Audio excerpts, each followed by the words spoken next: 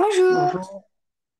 Bonjour, bonjour. Alors, oui, c'est bon. Ouais, euh, j'avais mis que j'avais besoin du code et ils n'ont pas répondu. Je pense qu'ils doivent être occupés. C'est pour ça, ça Oui, a mis un peu de temps. oui, pas de souci. Euh, alors, j'ai donc discuté là, brièvement avec Céline ce matin, enfin avec ta mère. Et donc, il nous reste là la fin du cours sur la religion. Oui. Il nous reste juste la dernière partie et enfin le dernier paragraphe, enfin deux paragraphes. Et ensuite, on va entamer la technique et on terminera sur la technique le mercredi. Et je pense qu'il nous restera une demi-heure pour commencer des exercices de dissertation et qu'on Hmm. finira ça le mercredi d'après. Ok, Donc, il me semble que c'est le 2. Attends, non, et le 4.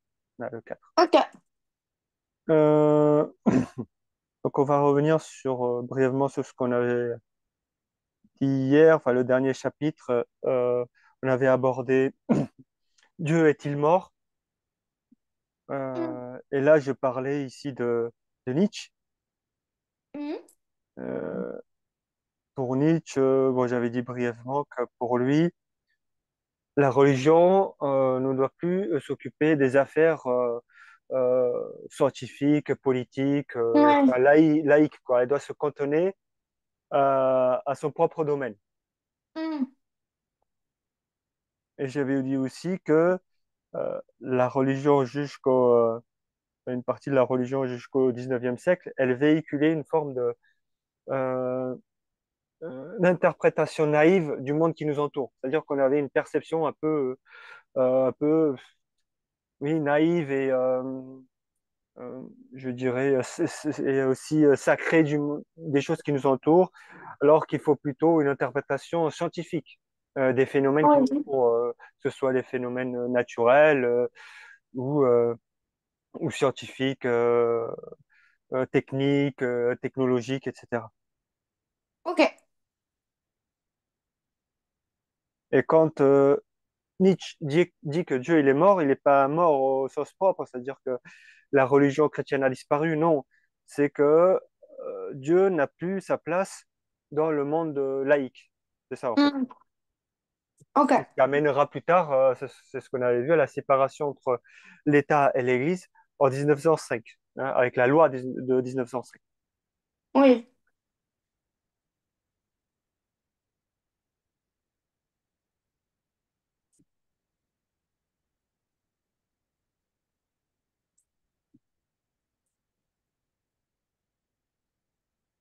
Mais parallèlement à cette,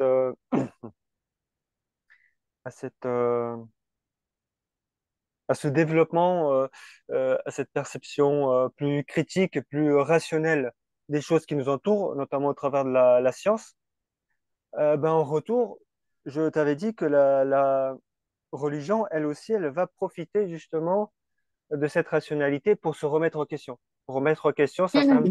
préceptes naïfs qu'elle a dans son fondement et dans sa vision du monde. Sa vision du monde, elle va être aussi changée par cette rationalité scientifique, par cette critique, par cet esprit critique scientifique. Oui.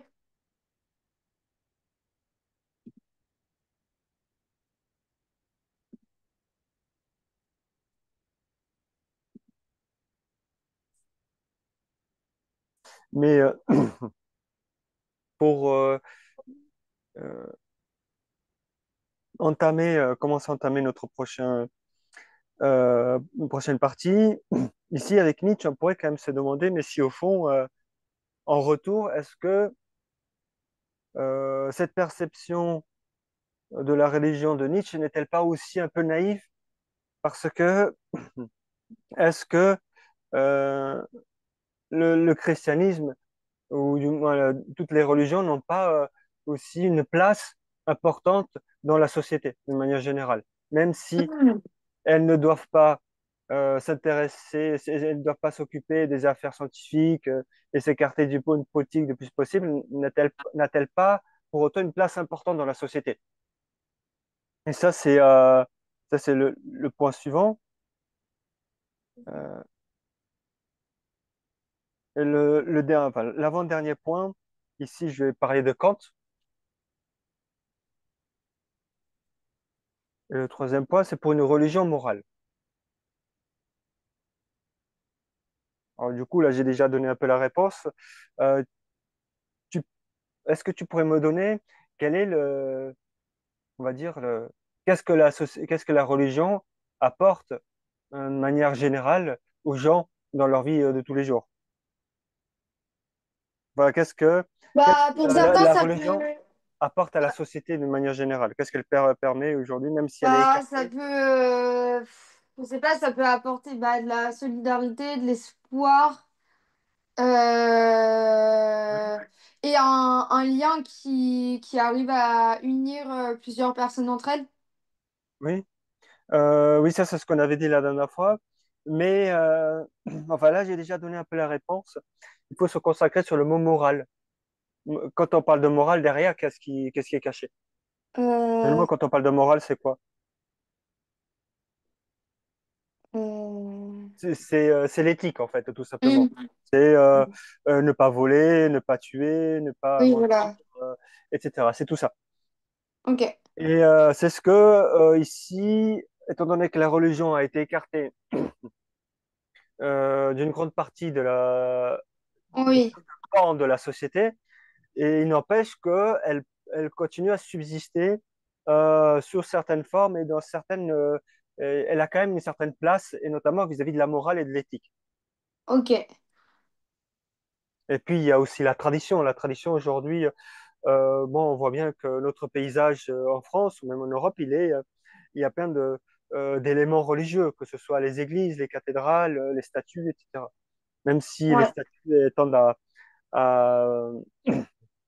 à être les statues religieuses aujourd'hui en France, elles sont remplacées et remises dans des contextes privés. Mais il n'empêche qu'il y a quand même une place importante vis-à-vis de la morale. Alors, et ça, c'est la conception de Kant. Le premier à avoir, donc, comme je l'avais dit, le premier à avoir fait cette séparation nette entre le monde scientifique et par extension le monde politique et la religion, c'est Kant. C'est Kant qui va faire la différence entre les deux, mais il va quand même dire que la religion a quand même une place importante, notamment vis-à-vis de la morale. Ok.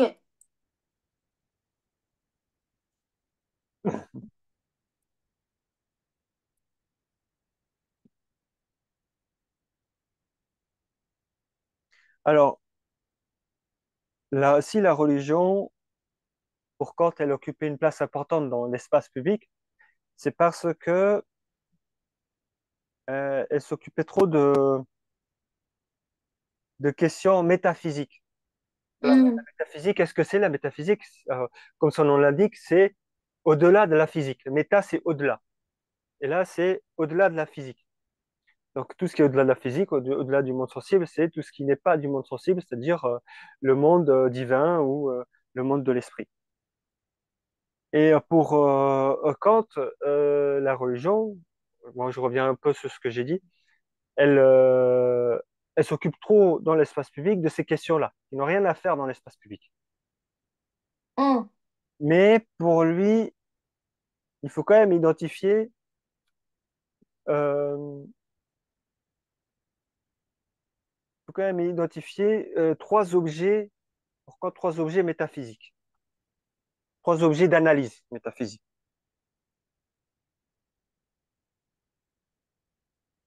Ça ne veut pas dire que euh, ils doivent être écartés du champ de la connaissance, d'accord? Ils Ouais. doivent faire l'objet de connaissances, d'accord? Mais il ne faut pas imposer nos idées basées sur la métaphysique dans le monde social. Hein. Hmm. Le monde social, c'est la loi, c'est la justice, c'est voilà, la science quand euh, elle identifie des vérités temporaires, etc. Là, il va identifier trois objets métaphysiques que vont être le moi, le monde et Dieu. Alors pourquoi est-ce que donc le moi, hein, le monde et Dieu sont-ils sont peut-être des notions qui ne sont pas étudiées par la science. À ton avis, pourquoi? Pourquoi est-ce qu'on ne peut pas en faire une étude à proprement scientifique? Bah parce que ça se base sur des témoignages, mais pas sur une vérité scientifique et on peut pas le vérifier. Oui, alors témoignage, là on parlera plutôt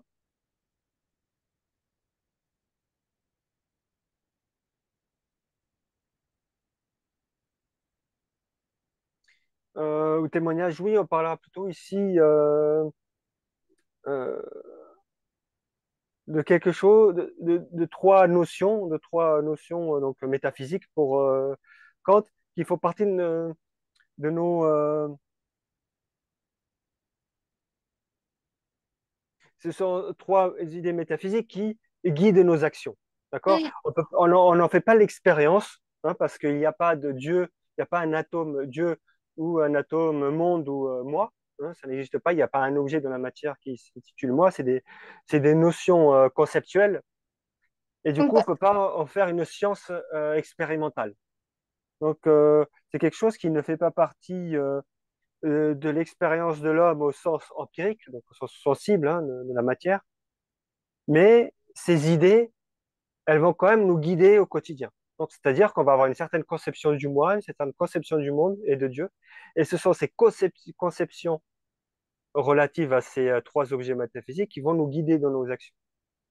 Par exemple, pour moi, Dieu est, je sais pas, bienfaisant. Il a instauré des commandements et je dois suivre ces commandements. Donc, ça va me guider dans ma vie de tous les jours. Et vis-à-vis du monde, le monde, je sais pas, admettons que je suis un peu aigri, un peu pessimiste, le monde, il est violent. Donc, je dois faire attention aux autres, je dois faire attention à ce qu'ils ils ne me volent pas, ils n'essaient pas de m'arnaquer, etc. Donc, je vais aussi guider ma vie en fonction de ces préceptes. Et pareil pour le moi.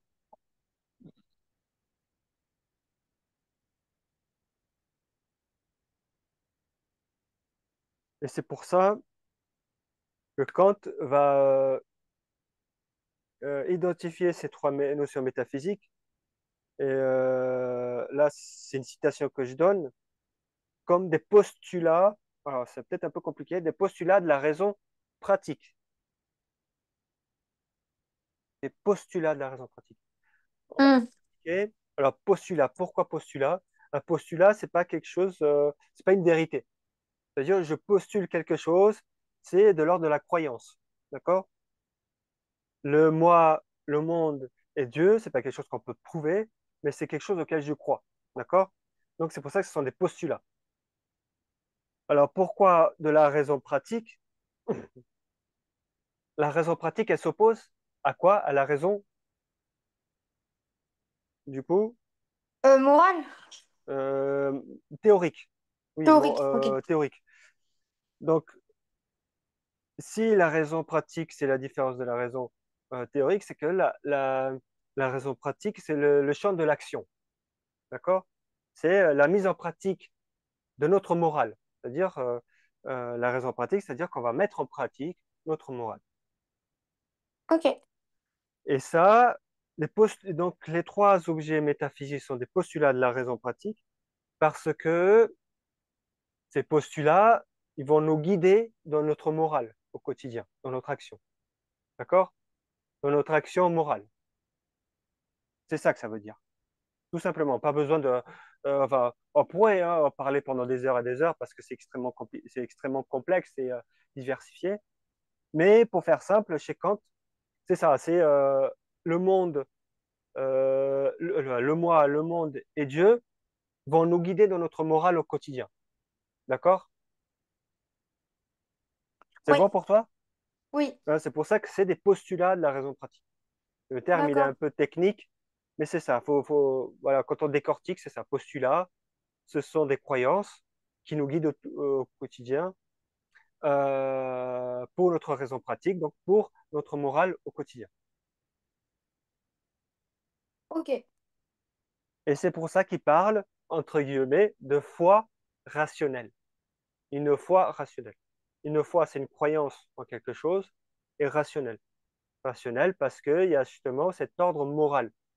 Moral, il y a quelque, il y a, c'est intimement lié à la raison. Oui, Par exemple, si je prends le cas de ne pas voler, bah, il y a ces 10 commandements divins qui vont m'imposer une certaine morale qui est de ne pas voler.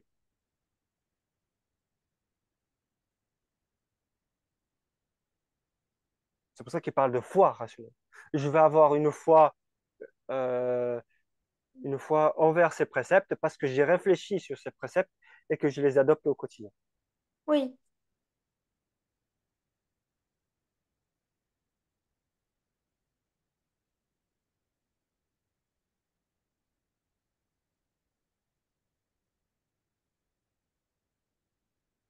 Et c'est pour ça, et là on vient un peu au cœur même de notre devoir, c'est pour ça que pour Kant, la religion, elle est intimement liée à notre morale. Et c'est ça qui va nous guider dans nos actions au quotidien. Donc religion et morale, pour lui, c'est inséparable. On ne peut pas séparer les deux.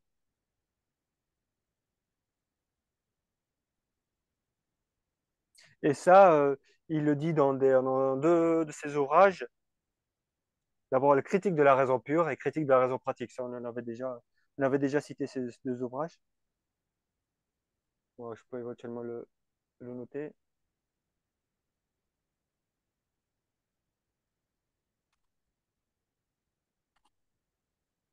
Et l'autre, c'est la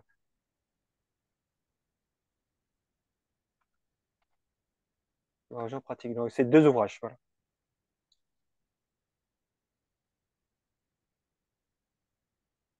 Mais est-ce que, du coup, selon toi, est-ce qu'on peut prouver ces trois postulats? Est-ce qu'on peut les prouver? Même si on ne peut pas les prouver euh, sensiblement, est-ce qu'on peut au moins les prouver euh, par, euh, par notre raison? Euh, L'existence. Est-ce qu'on peut prouver l'existence? Alors, en ce qui concerne le moi et le monde, c'est assez simple, mais est-ce qu'on peut prouver l'existence de Dieu?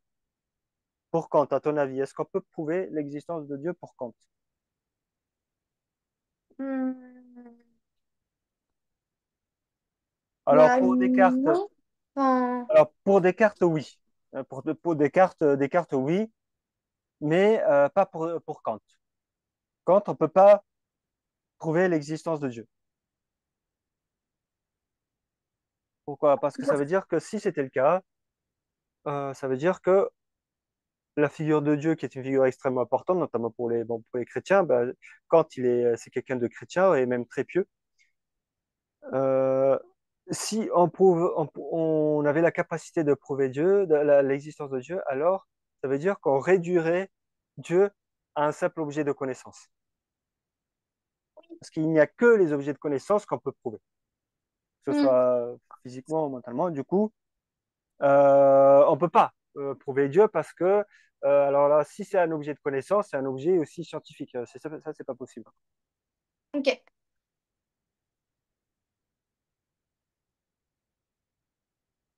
Et c'est pour ça que, pour Kant, c'est la mise en pratique de cette morale. C'est parce qu'au quotidien, on agit de manière éthique face à cette morale qui nous a été euh, proposée, que là, on peut réellement se rapprocher de l'idée de Dieu, pour Kant. C'est au travers de notre morale au quotidien, et donc du coup de notre liberté et de notre raison liée à cette morale, qu'on peut se rapprocher de Dieu, mais pas par une réflexion scientifique. D'accord.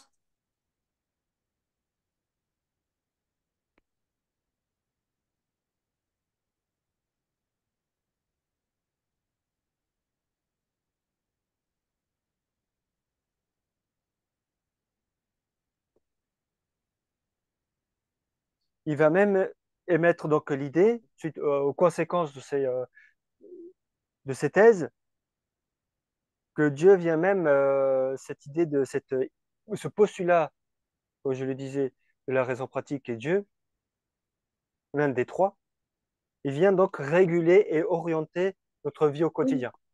ok. Réguler, orienter, c'est-à-dire réguler, imposer des règles et nous orienter, nous guider dans nos choix au quotidien. Voilà, on répète un peu la même chose, mais de façon différente.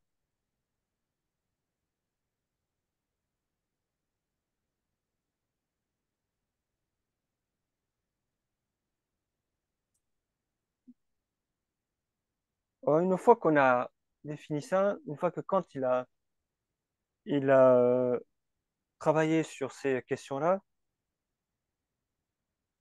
il va se poser la question, que pouvons-nous alors raisonnablement espérer? Qu'est-ce qu'on peut espérer de manière réfléchie, de manière raisonnable? Concrètement, qu'est-ce qu'on peut espérer dans notre vie de tous les jours? Et ça, ce sera dans un de ses ouvrages.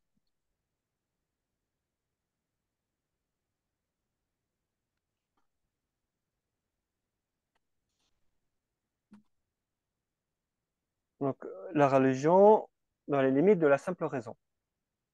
D'ailleurs, on va comprendre la religion euh, au travers de la raison. Enfin, par le biais de la raison. Et donc, on va avoir une analyse qui se veut scientifique, mais qui n'est pas scientifique, encore une fois. Hein. Pas, comme on disait tout à l'heure, on n'analyse pas la religion, Dieu et les autres postulats d'un point de vue scientifique, mais on peut y réfléchir de la même façon.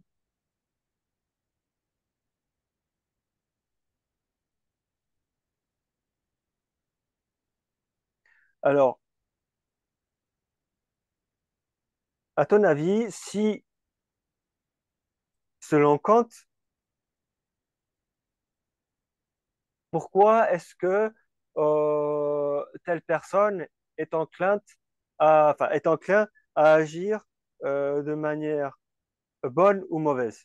Qu'est-ce qui fait que telle personne va vers le bien ou le mal? Euh, Bah, sa nature. Alors, pour Kant, non. En fait, il abandonne quelque chose.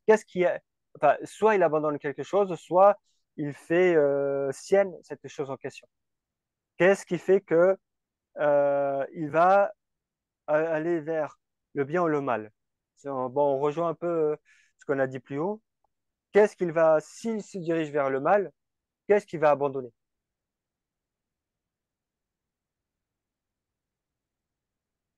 Euh, La morale, tout simplement. ok. Si l'homme devient mauvais, pour Kant, c'est parce qu'il abandonne la morale. Et ça pour des pour des motifs sensibles, c'est-à-dire le vol, la cupidité, voilà, pour des objectifs égoïstes, personnels. Voilà. Ok.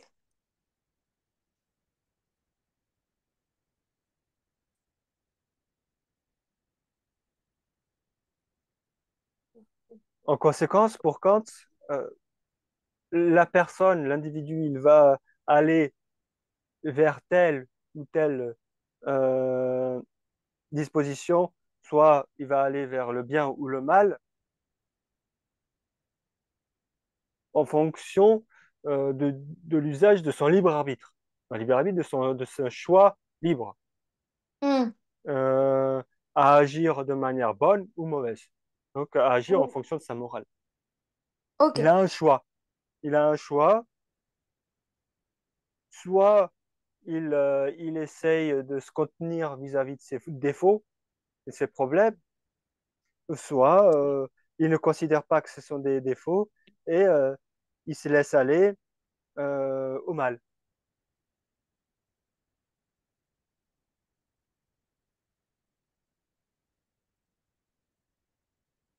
Pour Kant, ce n'est pas un démon ou Satan ou le diable qui nous pousse à telle ou telle mauvaise action, mais c'est plutôt l'homme qui, euh, euh, qui est responsable de ses actions. Oui.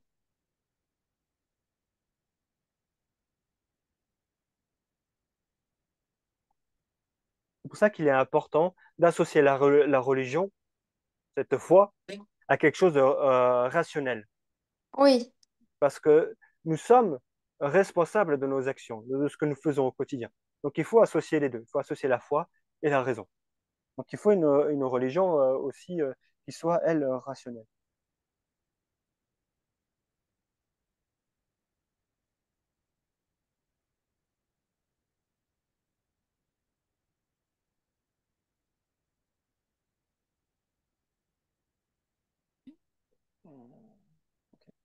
Euh, mais cette raison, elle a des limites. Et là, c'est ce qu'on va voir avec Pascal. Tu as oui. déjà entendu parler de Pascal? Non. Non? Alors là, c'est le dernier point, ça va être très court. 4, ça c'est notre petit, je sais plus, notre petit c'est D, je crois, notre dernière partie. Le cœur et le cœur et la raison.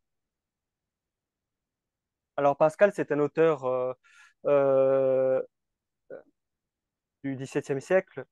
Il est légèrement contemporain de Descartes. En fait, il a été connu peu de temps après la mort de Descartes. Ok, Et il est surtout connu pour un de ses ouvrages qui s'intitule Les Pensées. Pensées, ok.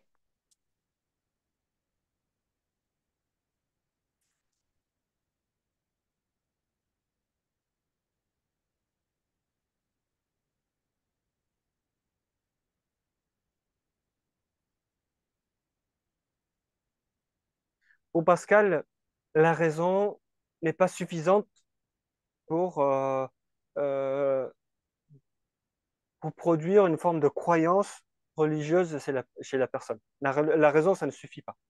Hmm.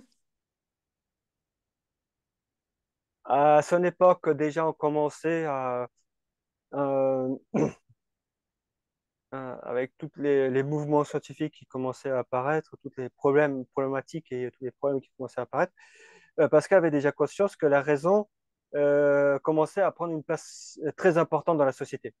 Mais pour lui, la raison, ça suffit pas pour générer de la foi et des croyances, chez une croyance religieuse chez la personne. Hmm.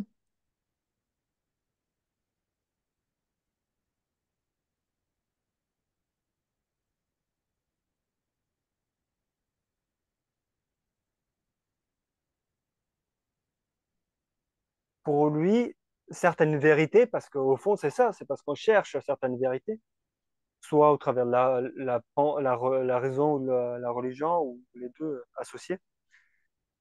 Pour lui, certaines vérités ne peuvent être que senties. Senties, Hmm. du verbe sentir. Senties par notre cœur, pour Pascal. Ok. Et donc, quand on sent ces vérités, euh, euh, alors le cœur aussi, c'est une image. Quand on sent ces vérités dans notre cœur, c'est au fond de façon intuitive. Et ce qui s'oppose à l'intuition, c'est ce qui est discursif. Ok. Tu sais ce que c'est un raisonnement discursif? Non. Un raisonnement discursif, c'est quand on raisonne, on réfléchit sur quelque chose. Ok. Quelque chose d'intuitif, c'est quelque chose qu'on va ressentir. C'est quelque chose qu'on n'a pas besoin de réfléchir. C'est un peu évident. Ok. C'est ce qu'on disait la dernière fois sur je pense, donc je suis de Descartes. C'est parce que on n'a pas besoin de faire une thèse sur le fait qu'on existe. Je sais, voilà, c'est évident, c'est pratiquement intuitif que le fait de penser prouve que j'existe. Parce que si Oui. je ne pensais pas, je ne pourrais pas exister. Voilà. C'est intuitif, il n'y a même pas besoin de réfléchir là-dessus. C'est quelque Ok. chose qu'on ressent.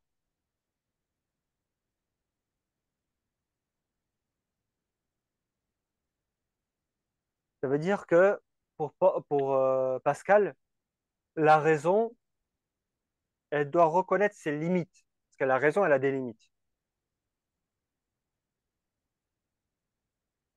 Et qu'il faut ainsi une place chez l'homme pour la foi et notamment pour la foi du cœur, pour Ok. Pascal. Parce que la raison, ça ne suffit pas. La raison, elle a des limites. On ne peut pas tout aborder par le biais de de la, de la réflexion, de l'analyse, de la critique. Il faut une place aussi pour quelque chose qui est au-delà de ces limites-là. Au-delà, oui, qui est au-delà de ces limites-là, ça ne veut pas dire que c'est supérieur, mais c'est un champ auquel la raison ne suffit pas. Ok. Le, la foi du cœur, c'est quelque chose qui est au-delà de la raison. Ou en complément de la raison.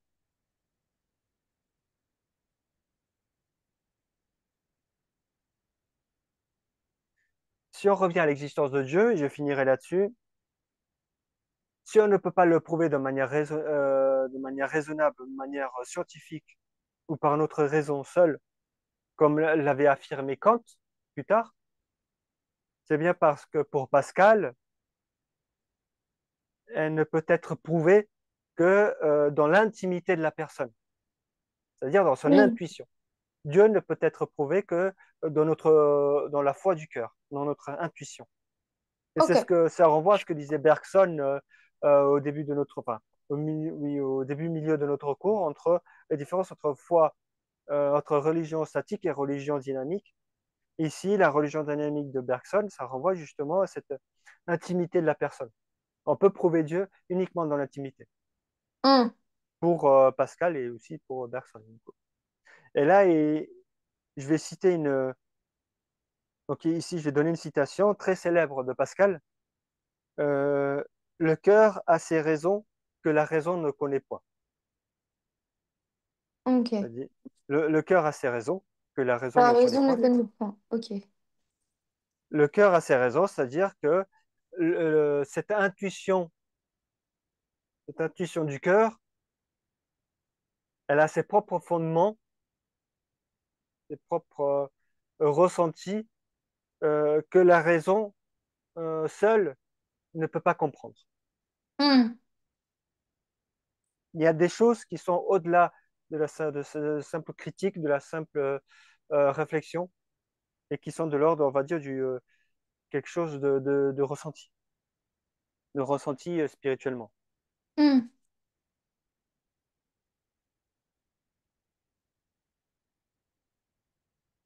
Est-ce que tu as des questions sur ce cours? Euh, pour moi, ça va là. Après, est-ce que vous pensez que du coup la notion de philosophie, enfin, la notion, pardon, de religion, est-ce que vous pensez que c'est un sujet là qui peut tomber au bac? Euh, Comme c'est quand même un peu des sujets qui sont délicats, est-ce que... Ah, mais tout peut tomber au bac. Tous les Ok. sujets vont tomber au bac. Après, c'est comment c'est proposé. Hmm. Euh, Oui.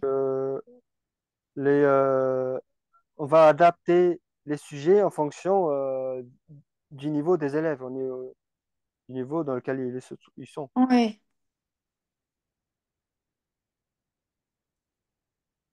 Euh, alors,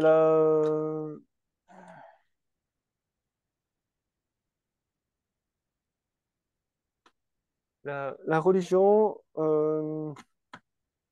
c'est une notion qui bon, peut perturber aujourd'hui de notre société, mais c'est quand même important parce que ça fait partie de notre paysage, voilà, ça fait partie de notre histoire.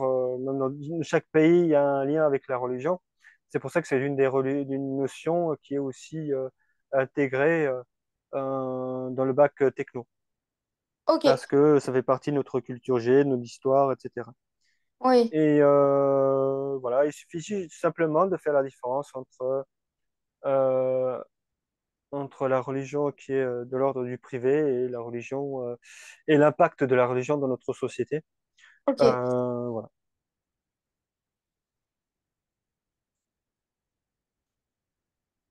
Pour les fiches, j'enverrai ça cette semaine. Je ne sais pas encore quand, mais ce sera envoyé cette semaine. Ok, cool.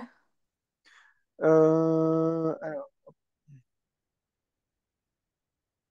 la technique.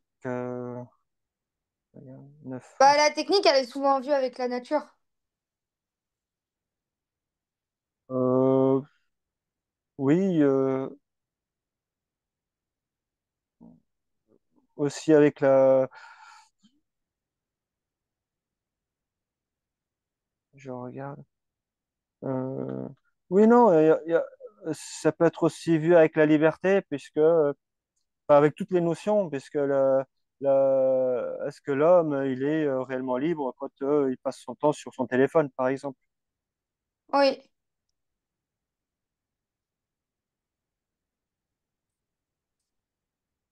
Mais après, je vois où tu vas en venir, parce que la technologie, enfin, la technique, c'est quelque chose, on va voir tout à l'heure, c'est quelque chose qui permet de créer de la technologie.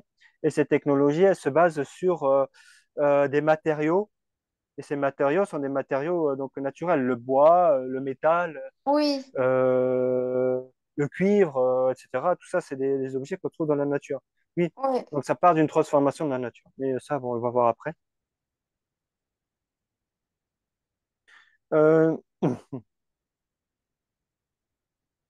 alors, quand on cherche à définir un mot, c'est bien de voir, notamment le jour du bac, de voir ce qu'il n'est pas, ou ce qu'il n'est pas vraiment, ou totalement. Hmm. Donc ici, si tu cherches à définir la technique, comment tu vas aborder la technique? Bah, la technique, c'est l'ensemble des moyens qui sont utilisés par l'homme pour lui permettre, c'est l'ensemble des moyens techniques qui sont utilisés par l'homme pour lui permettre d'améliorer son environnement ou son mode de vie. C'est ça, Oui. globalement, la technique au sens large. Et après, bah, forcément, il y a des avis pour, il y a des avis contre. Alors, les avis pour et les avis contre, c'est sur l'utilisation Oui, voilà, sur l'utilisation. sur l'utilisation de la technologie, pas Hmm. de la technique. Oui, Parce que, alors oui, c'est juste ce que tu as dit, mais il faut savoir que la technique, ce n'est pas la science d'un côté et ce n'est pas la technologie. Même si elle est liée, même si elles sont étroitement liées les deux, il faut quand même faire la distinction. Euh, mais avant de parler de cette distinction, simplement de manière générale, euh, c'est les moyens et les méthodes qui peuvent être mises au service de nos activités au quotidien, et ça oui. pour pouvoir accomplir ces activités avec le plus d'efficacité et voilà, avec le plus d'efficacité. Hmm. Alors, la technique, ce n'est pas la science. Pourquoi? Parce que la science, c'est ce qui permet d'identifier les lois de la nature, et la technique, elle vient euh, elle s'accapare, elle prend en compte ces découvertes scientifiques pour établir des modèles. Oui, Pour établir des modèles qui ensuite nous serviront à créer des technologies. C'est-à-dire, les modèles, c'est des plans. ouais. Ça va être un plan de construction pour une maison, par exemple. Ça va être réfléchir sur tel processus industriel, etc. Uhum.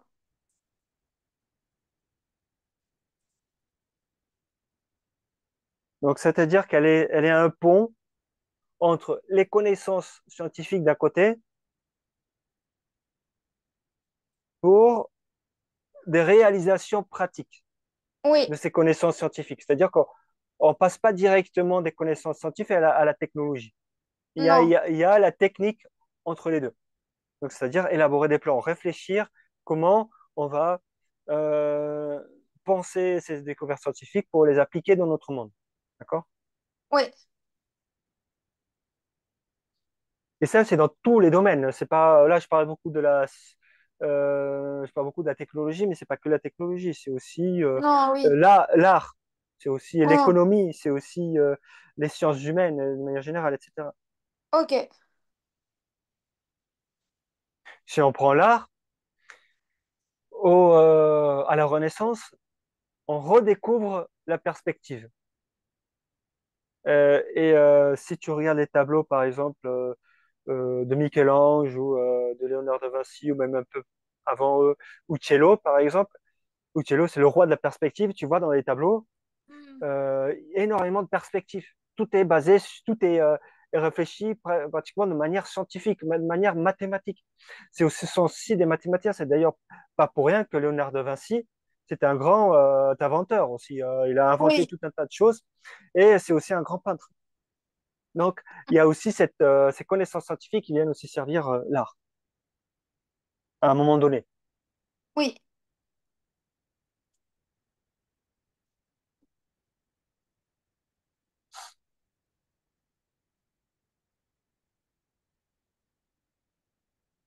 Mais tout ça, pourquoi?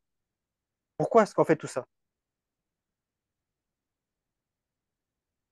À ton Hmm. avis, quel est le Bah, but? pour pouvoir améliorer et permettre de nouvelles possibilités. Oui, Euh, mais sans forcément prendre le pas sur ce qui vient de l'humain et de la nature.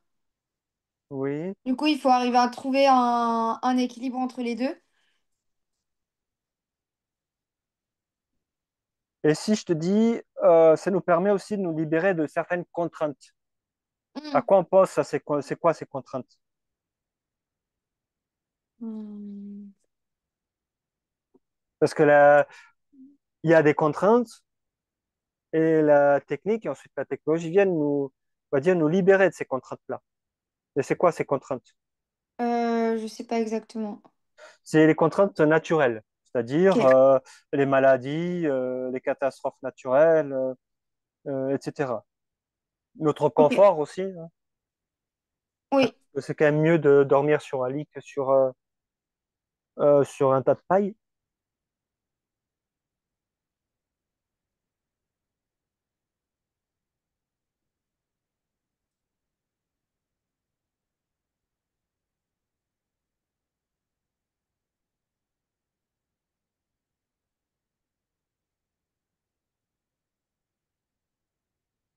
Voilà, je dis.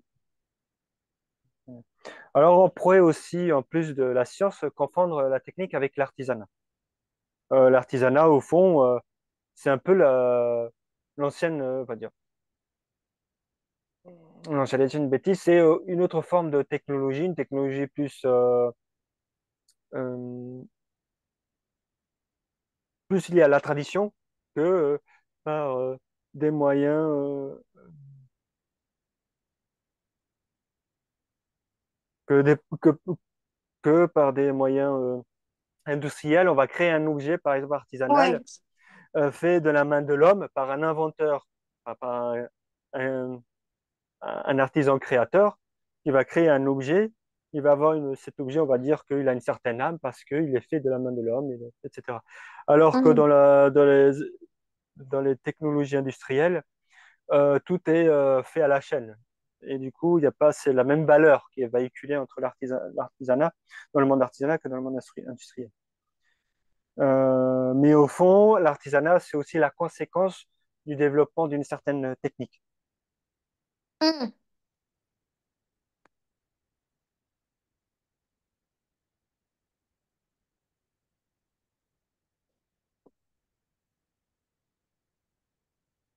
Alors, il faudra aussi faire le lien entre technique et morale.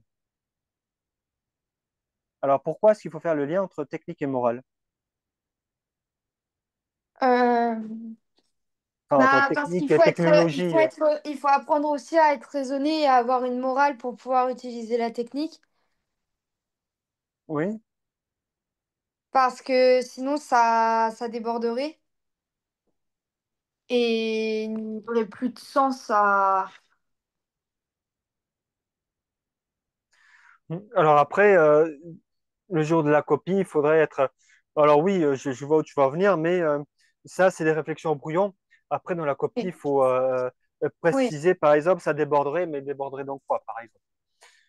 Bah, Ici, ça prendrait le pas, bah, par exemple, peut-être sur la nature, ça la détruirait et ça dépasserait l'humain aussi, la technique. oui, alors, c'est la mise en application de la technique. Donc là, on, on parle bon, plus concrètement de la technologie, mais cette technologie, elle se base sur la technique, comme je l'avais dit.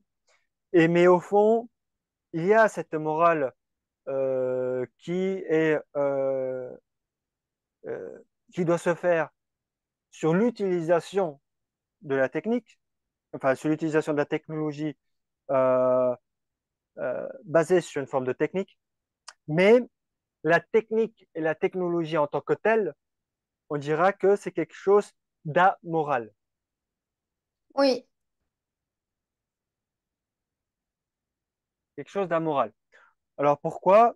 Tout simplement, la réponse au fond elle est bateau, c'est tout simplement parce que c'est un objet, tout simplement, enfin un objet d'étude ou un objet, il y a un objet en tant que tel, ben, ça reste un objet. ok, C'est pour ça que c'est concrètement notre utilisation et ce que nous allons en faire qui là va être moral concrètement. oui, Enfin, va tomber sous le coup d'une certaine morale. C'est-à-dire que le développement de la technique et de la technologie, il ne suit pas une morale. Ça, c'est extrêmement important à comprendre. Quand on développe une technique et une technologie, on fait ça pour développer la technique en question et pour développer la technologie. Bon, on suppose que ça va améliorer la société, certes, mais l'objectif n'est pas de respecter une certaine morale. On oui, s'écarte de la morale pour le progrès euh, technique et technologique. C'est ensuite, une fois qu'on a découvert, qu'on a construit cette technologie, enfin, découvert cette science, mise en application cette science enfin, cette mise en application en plan par la technique et ensuite l'appliquer par la technologie, que là, il va y avoir une morale qui va se faire. Mais c'est dans son application, comme toujours.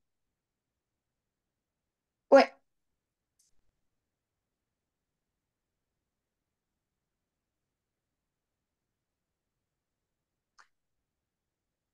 Et c'est pour ça que il va y avoir un peu une confusion qui va se faire dans l'esprit des gens.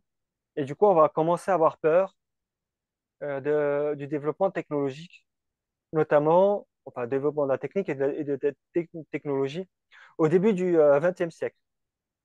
Au début du XXe siècle, tu as notamment un ouvrage, c'est un film qui s'appelle Metropolis, un film phare dans le monde du cinéma, un peu à l'origine des science-fiction, c'est Metropolis. mhm, Metropolis, il met vraiment en avant cette idée un peu marxiste, comme quoi aujourd'hui l'homme, il est dominé par la machine et il obéit aux, aux règles de la machine et il cadre sa vie sur la machine. mhm. Donc, il commence à avoir un peu un rejet de toute la technologie, de toutes les techniques et les technologies. Par exemple, les Amish aux États-Unis, tu en as déjà entendu parler. Non, Les Amish aux États-Unis, c'est une communauté qui rejette ok. la technologie. Eux, ils se sont arrêtés, je crois, au 19e siècle. Sauf que c'est Ok. ça, je ne vais pas dire de bêtises. Mais Hmm. à partir d'une certaine date, il n'y a plus de technologie pour eux. Ils veulent pas, ils vivent uniquement ils vivent uniquement d'artisanat et de choses, Hmm. voilà, Ok. uniquement de ça, enfin uniquement. Sauf en ce qui concerne la médecine, bien entendu, voilà. Ok, Pour la oui. médecine, ils vont bien sûr se faire soigner, etc. Il y a quand même des limites. Mais leur mode de vie et leur quotidien est totalement coupé des technologies modernes. Ok. Et c'est une communauté qui est très très connue aux États-Unis.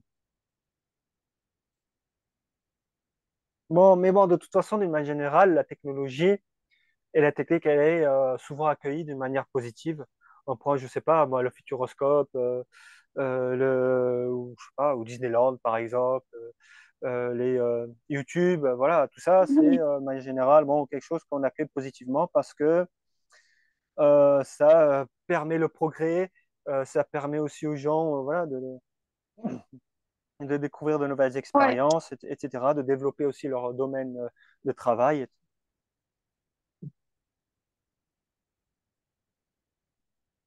Alors, notre, notre grand A, notre grand 1, euh, j'ai nommé ce grand 1, l'humain est avant tout un homo faber. Un homo faber du latin qui est un homme qui fabrique. Hmm. L'homme est avant tout un homme qui fabrique. Ok. Et le grand A, les premiers moments de notre histoire sont racontés par l'outillage.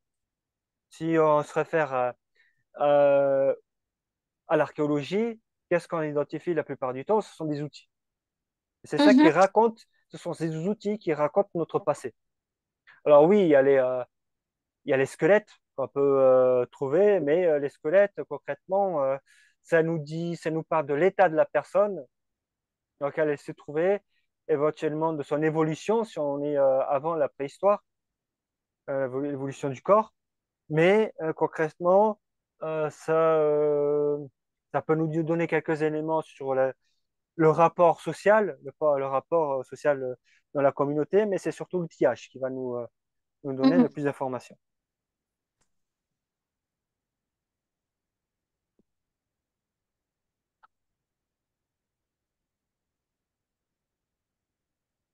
Alors le terme, il va apparaître, le terme de technique, il va surtout apparaître au XVIIIe siècle et il renvoie au terme techné en grec. Oui, la technique, ouais. Ok. Et si tu te rappelles de notre cours sur l'art, bah, l'art aussi renvoie à techné.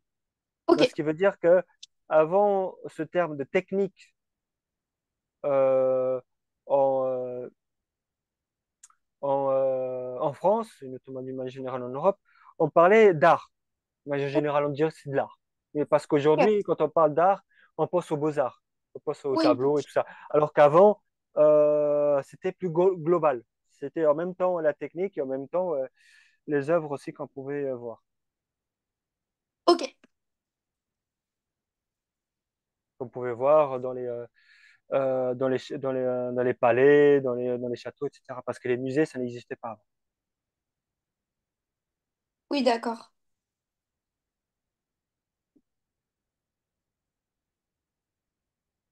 Donc, la technique, si on revient sur la définition, c'est tout simplement un ensemble de procédés transmissibles Hmm. permettant de reproduire des fins utiles. C'est-à-dire que c'est des procédés, la technique, si on prend le cas d'un artisan forgeron, par exemple, il va transmettre une information à son fils Oui. pour que celui-ci, ça lui serve plus tard et pour qu'il puisse Oui. continuer la tradition. Donc c'est pour ça qu'on dit que ce sont des procédés transmissibles. On va transmettre un héritage ou une information pour, euh, pour des fins utiles, tout simplement parce que ça va nous être utile Ok. dans notre quotidien. Ok.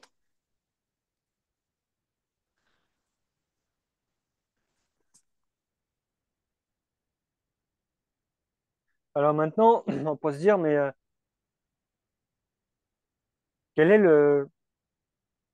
s'il y a un procédé comme ça de transmission, c'est-à-dire qu'on peut remonter loin dans l'histoire et notamment jusqu'à la préhistoire. Alors Bergson, dans l'évolution créatrice,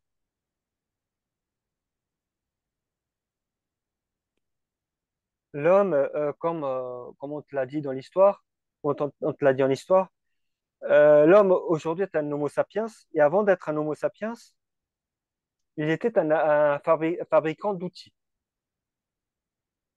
Donc, Homo sapiens, c'est-à-dire qu'il a un jugement, est doté d'un jugement, donc il sait raisonner, réfléchir, s'adapter, tout ça. Et pour Bergson, avant ce jugement, avant de pouvoir développer ce jugement, il avait déjà un développement, il avait une capacité de réfléchir, mais elle est très, très restreinte. Et c'est cette fabrication d'outils qui qui précède réellement cette capacité de jugement. C'est parce qu'il va commencer à construire des outils que, ça c'est ce qu'on verra avec Aristote, c'est parce qu'il va développer ainsi sa réflexion. Hum.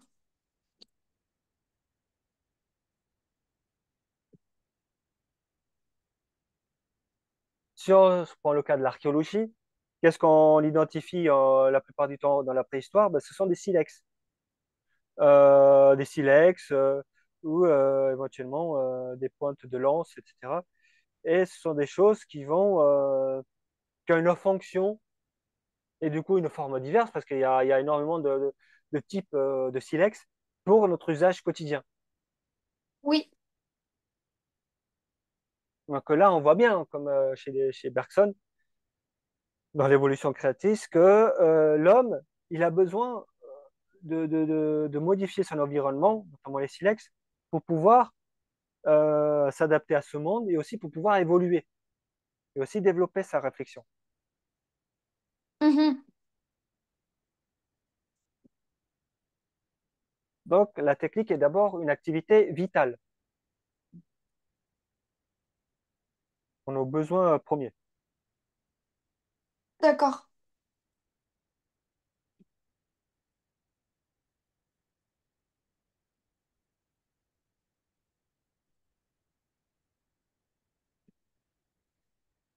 Et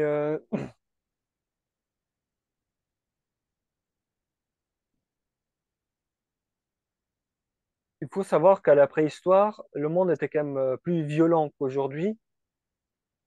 Euh, la vie était beaucoup plus périlleuse et beaucoup plus rude pour les hommes de l'époque. Mhm. Et c'est pour ça qu'il y a eu cette volonté, comme dira Nietzsche plus tard, cette volonté de puissance, c'est-à-dire cette volonté de s'affranchir du monde naturel et de pouvoir le dominer. Et Oui. pourquoi? Bah, pour sa survie, pour aussi pour le confort et euh, pour pouvoir vivre normalement. C'est pour ça que on a perfectionné la technologie. Donc Ok. c'est en confrontation à ce monde périlleux.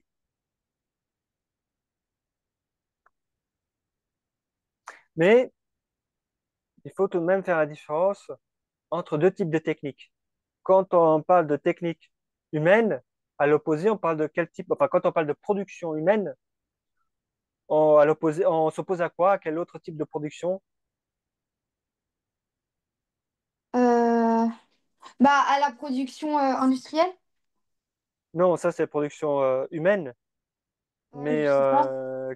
qu'est-ce qui n'est pas humain? Bah, la nature? Oui, et la nature, elle se divise en quoi? Je sais pas. En faune et flore. Enfin, La ok. flore, c'est les végétaux et la faune, c'est Mm. les animaux. Donc ici, ma deuxième partie, donc toujours dans cette suite dans la suite justement de cette volonté de s'émanciper du monde naturel, l'humain va produire des objets, va produire une technique qui est différente de celle de l'animal. Oui. Donc ça, c'est l'objet de mon grand B.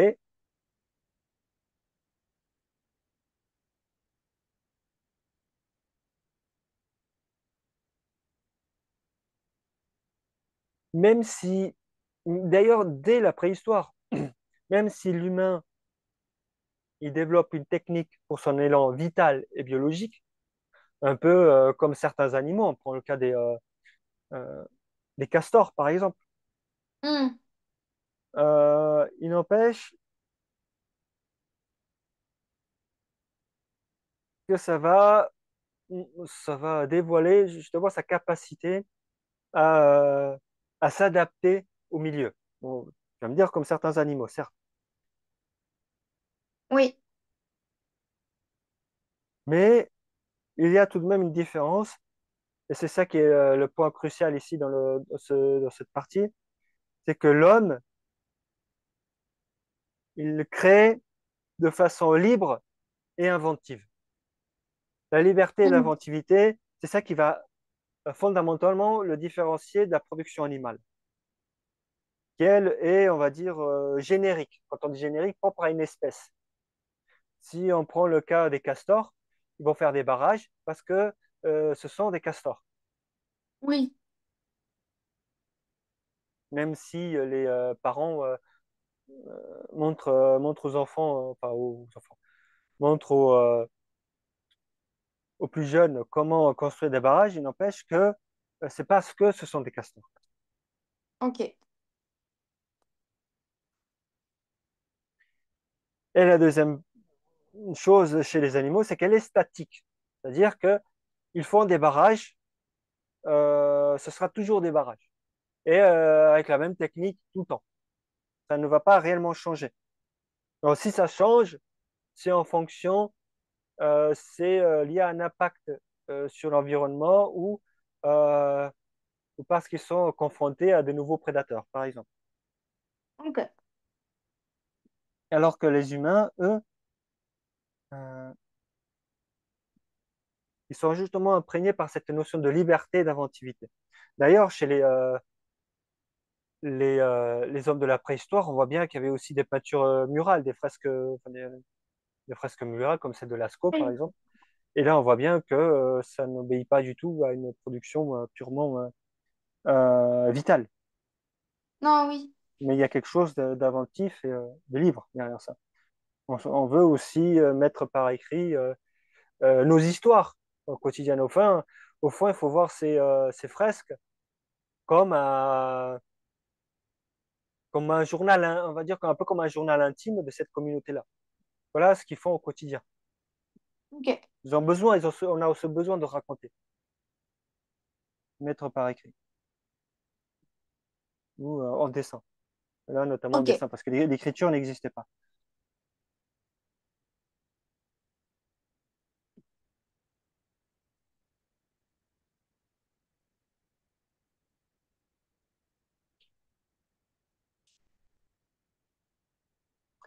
Alors, euh, ces techniques animales, c'est quelque chose qui fait aussi partie plus ou moins de leur génome. Et il y a ce besoin euh, d'être dans un certain milieu et de s'adapter euh, ou savoir que, enfin, oui, ou savoir que transmettre les parents, notamment les castors, pour pouvoir s'adapter au milieu en question. C'est-à-dire que leur génome a intégré justement cette capacité de s'adapter à construire Ouais. un barrage cette connaissance, elle s'assimile très vite. En fait. C'est ça, ça veut dire. Oui.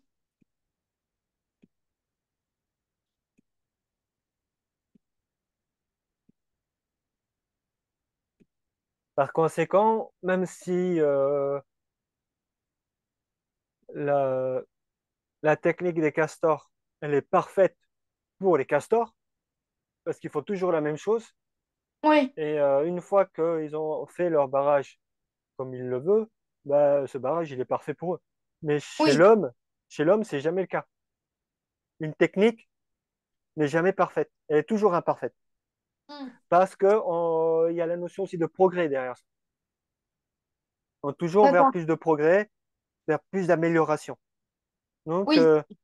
la technique, c'est quelque chose qui nous pousse, enfin, l'homme, au travers des techniques, il est poussé à toujours plus d'inventivité, toujours plus d'imagination, enfin, avec plus d'imagination, voilà, pour plus de progrès, etc. Ok.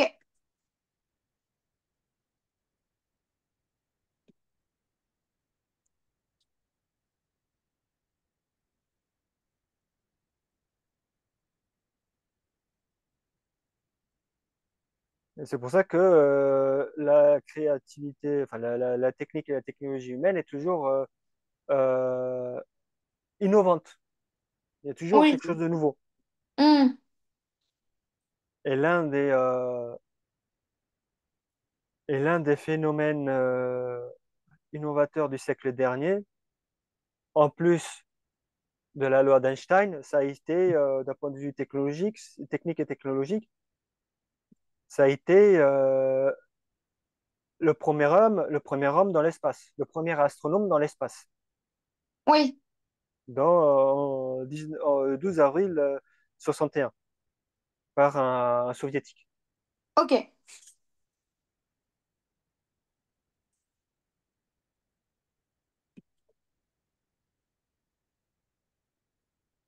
Et là, j'ai un trou de mémoire. Je regarde vite fait. ok,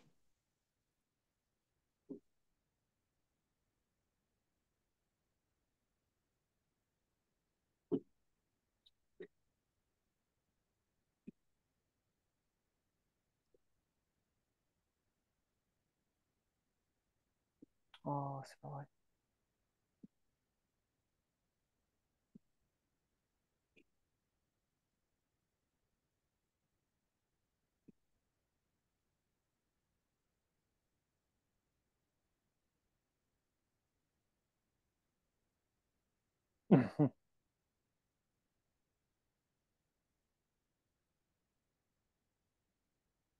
Voilà.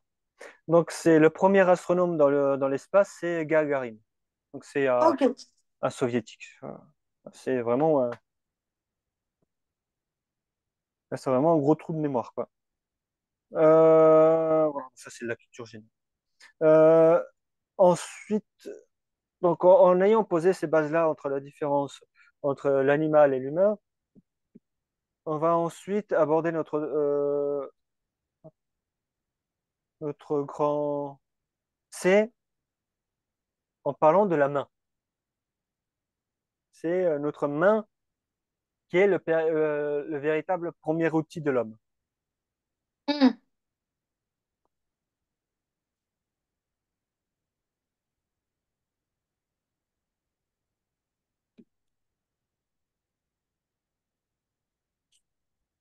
Alors pourquoi est-ce que notre main, d'un point de vue euh, technique et technologique, est-elle si importante pour toi? Bah parce que c'est ce qui va nous permettre de fabriquer des choses. Sans elle, sans notre main, est-ce que on aurait connu l'évolution que l'on connaît aujourd'hui? Est-ce que euh, on aurait le même type de réflexion, etc., selon toi? Non. Non. Bah non. Non, les conditions de vie seraient extrêmement pénibles, extrêmement difficiles. Imaginons qu'on ait des moignons. Bon, est-ce qu'on peut faire grand-chose avec des moignons? Non. Ça, on pourrait éventuellement réfléchir là-dessus, mais bon, ça deviendrait difficile. Oui.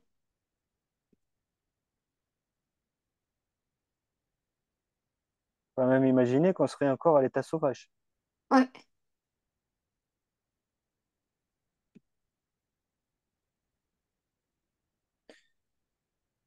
Donc, tous les outils qu'on développe, ils vont être le prolongement de notre main. Hmm. Concrètement, c'est ça. Concrètement, quand on, euh, on construit quand on élabore un marteau, ce marteau, il est le prolongement de notre main. On voit bien, on le tient avec notre main et ensuite on va donner un coup puissant parce qu'avec notre main, on peut le faire, on peut donner un coup puissant, mais ça va nous faire mal. Donc c'est pour ça qu'on prend un marteau qui est un aspect, on va dire, plus rigide et plus solide de notre main pour Oui. justement euh, pouvoir faire ce qu'on a besoin de faire pour développer l'outil en question.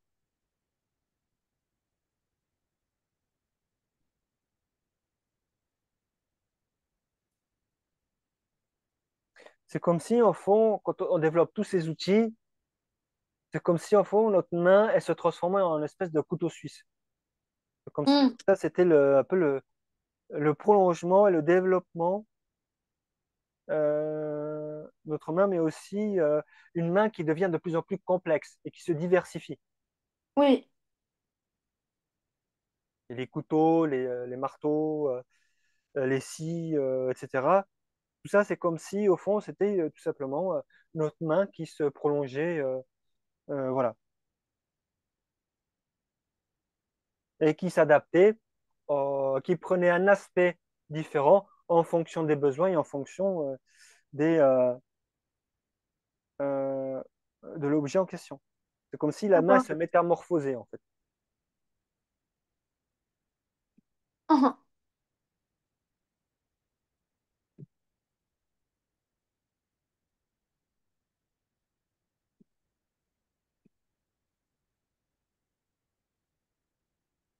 En fait, c'est comme si on avait une main, entre guillemets, hein, une main pensante, parce que cette main, elle a la capacité justement de pouvoir de pouvoir s'adapter à ce que l'on veut faire, pardon, à ce que l'on veut faire, et de mettre en pratique notre pensée et notre réflexion. Hmm. C'est vraiment un chef-d'œuvre de technicité incroyable. Et là, on parlera donc ici, on va parler d'Aristote pour donner un peu plus pour être un peu plus dans le concret vis-à-vis de, de cet aspect de la main. Et ici, dans un ouvrage, Les parties des animaux,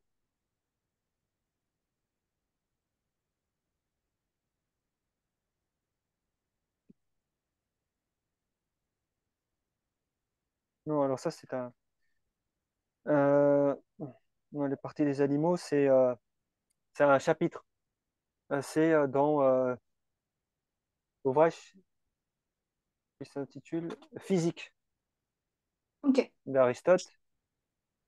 Et c'est les parties des animaux, ça c'est le chapitre. Euh, il dira, là je cite, ce n'est pas parce qu'il, donc l'humain a des mains, que l'homme est le plus intelligent des êtres. Oui. Alors nous, on aurait plutôt tendance à croire le contraire, on pourrait se dire que en fait, c'est la main qui rend l'homme plus intelligent. Non. Ici, Aristote continue en disant, mais c'est parce qu'il est le plus intelligent qu'il a des mains. Il faut prendre le truc à l'envers. Ok. La main semble être non pas un outil, mais plusieurs. En fait, c'est parce que l'homme, il est le plus intelligent que son corps a développé une forme d'outil extrêmement puissant qu'est la main. Hmm. Justement parce que il faut qu'elle puisse s'adapter à cette intelligence supérieure. Parce que sinon, il y aurait une dichotomie, une différence fondamentale entre quelqu'un de très intelligent et un corps qui ne peut pas s'adapter à cette intelligence. Ça ne peut Oui. pas se faire. Ce n'est pas logique pour Oui. Aristote d'un point de vue naturel. Il y a quand même une certaine logique dans la nature. Ok.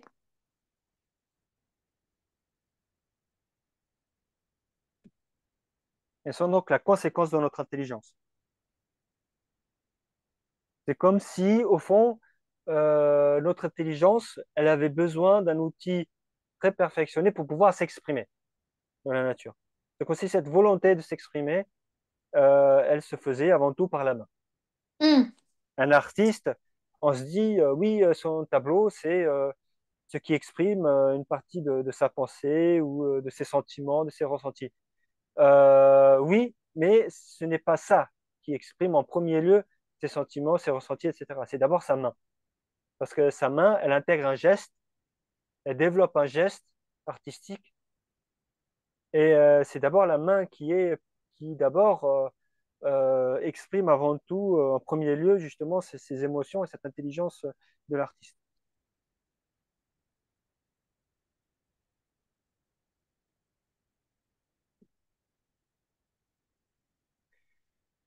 Et cette main, elle va notamment être vraiment caractérisée dans un mythe antique qu'on appelle le mythe de Prométhée Oui, ça je connais.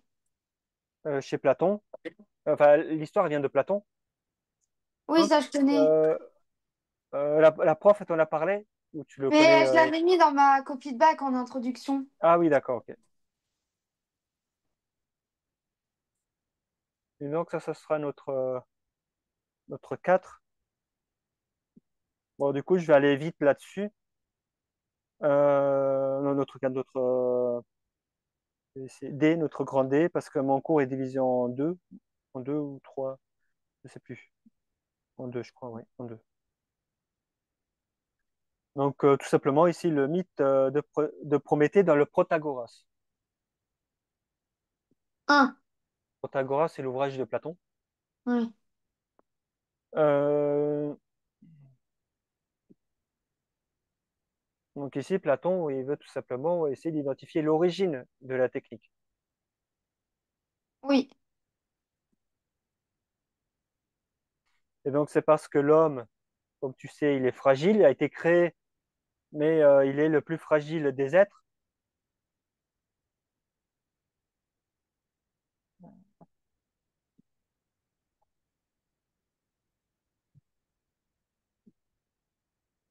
Et donc, c'est en fait Épiméthée, qui est un dieu grec. Quand il a créé les humains, il a oublié, il a oublié de donner aux humains quelque chose qui leur permettrait d'assurer une forme de survie. Donc, en fait, Épiméthée, il a oublié les humains, quoi. Il les a laissés de côté. Et c'est Prométhée, son frère, qui vient à la rescousse des humains.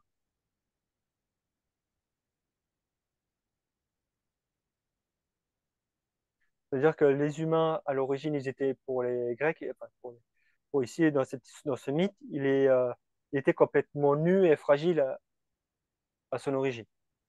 Un. Et là, Prométhée, il se dit, c'est pas possible, je vais aller emprunter ou voler le feu divin, notamment d'Héphaïstos. Héphaïstos est le dieu, comme un dieu forgeron. Ouais. Et donc, il va prendre ce feu-là et va le donner aux humains. Donc, Un. parce qu'au fond, l'histoire humaine, elle a réellement commencé avec le feu. C'est Oui. quand on a commencé à développer le feu qu'on est sorti de la préhistoire. On a commencé Ok. à sortir de la préhistoire parce que, pourquoi? Parce on s'est sédentarisé. À la fin de la préhistoire, c'était un monde de nomades. Et dès qu'on découvre le feu, enfin, déjà vers la fin de la préhistoire, on découvrait déjà le feu. Attends, je dis des bêtises. Non, la préhistoire, bah,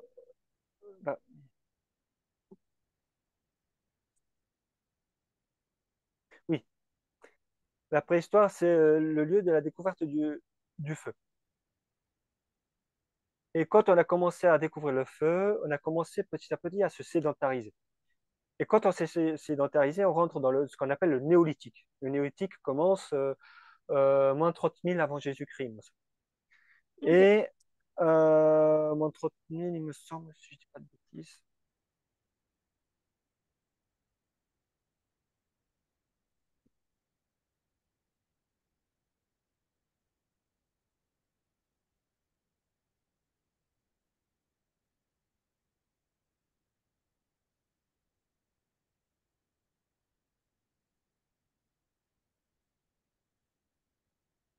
Non, c'est beaucoup trop tard.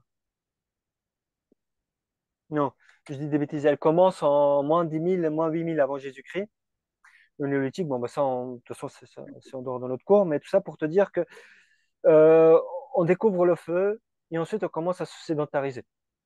Un. Et c'est à partir de ce moment-là que on commence petit à petit à rentrer dans une forme de société. Et ici, Platon,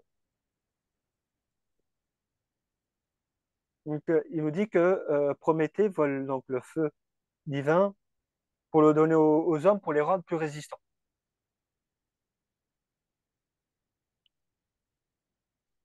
Et le problème de ça, comme tu le sais, c'est que ce feu va donner une force considérable aux humains. Il Oui. passe de d'hommes fragiles à hommes extrêmement puissants, au-delà de tous les autres êtres naturels. Et c'est ça, et c'est même ça qui va le rendre maître de son environnement. Un. et une puissance telle qui le rendra pratiquement aussi puissant que les yeux.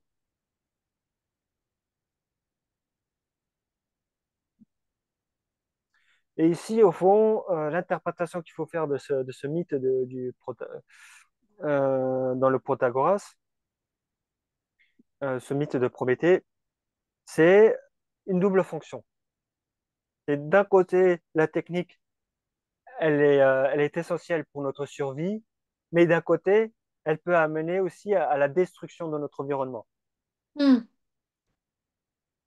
Justement par cette volonté de puissance, comme dira Nietzsche, et cette volonté justement de dominer son environnement.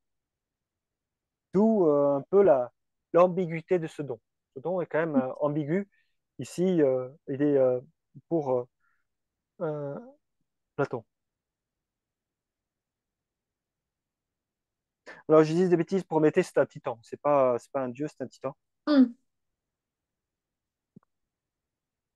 Donc, même si ça partait d'une bonne intention du titan, à la part de Platon, il n'empêche que il peut créer un déséquilibre qui peut perturber aussi l'environnement. Ouais, Voilà. Voilà, et on continuera la prochaine fois. Ouais, il nous reste, on a chez première partie, non, il est divisé en trois, mon cours. Il est bien divisé en trois, donc il nous restera ouais, les deux dernières parties. Voilà. ok. Est-ce que tu as des cours sur cette première partie du cours? Non, là, ça va. Il nous reste un dernier paragraphe avant d'entamer le grand 2. Et voilà. Ok. Ben, écoute, ben, je te remercie. Ben, moi aussi. Et À mercredi, du coup. à mercredi, oui. Pas de souci. Au Voilà. revoir. Au Merci. revoir, bonne journée. Bonne journée.